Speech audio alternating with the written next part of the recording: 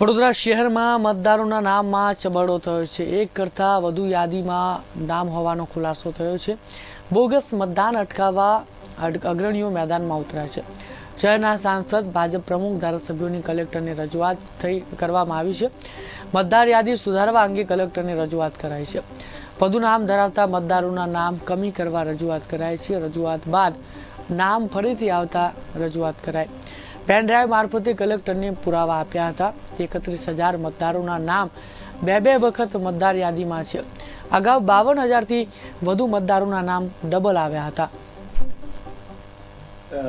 શહેર ભાજપ પ્રમુખશ્રી અને બે માન્ય ધારાસભ્યશ્રીઓ આવ્યા હતા। એમણે એક લેખિતમાં રજૂઆત આપી છે કે કેટલાક વ્યક્તિઓના નામો અલગ અલગ મતદાર ક્ષેત્રમાં, વિધાનસભા ક્ષેત્રમાં નામ છે, એક જ વ્યક્તિના એકથી વધુ જગ્યાએ નામો છે। એ અંતર્ગત એમણે રજૂઆત આપી છે। અમે ચકાસણી કરાવીશું અને ઈસીઆઈની ગાઈડલાઈન મુજબ આગળ વધીશું। એ એમની રજૂઆત છે ને મેં આપને કીધું એમ કે ઈસીઆઈની ગાઈડલાઈન મુજબ ચકાસણી કરીને આગળ વધીશું।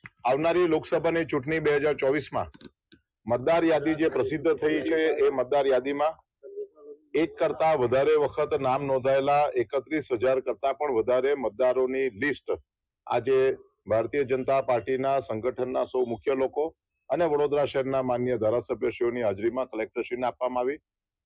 દરેક વિધાનસભામાં આશરે 7,000 જેટલા મતદારો એવા છે કે જેમના નામ એક કરતા વધારે જગ્યા પર નોંધાયેલા છે।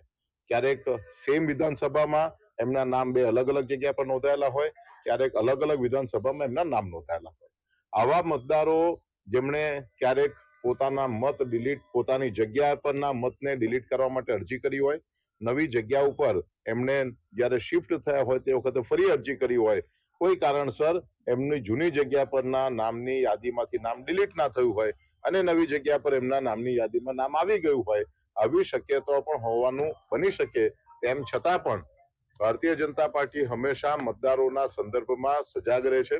ભારતીય જનતા પાર્ટીના અમારા યશસ્વી અધ્યક્ષ માન્ય શ્રી પાટીલ સાહેબે સમગ્ર ગુજરાતના બધા જ સંગઠનના પ્રમુખશ્રીને આ લિસ્ટ આપેલું છે।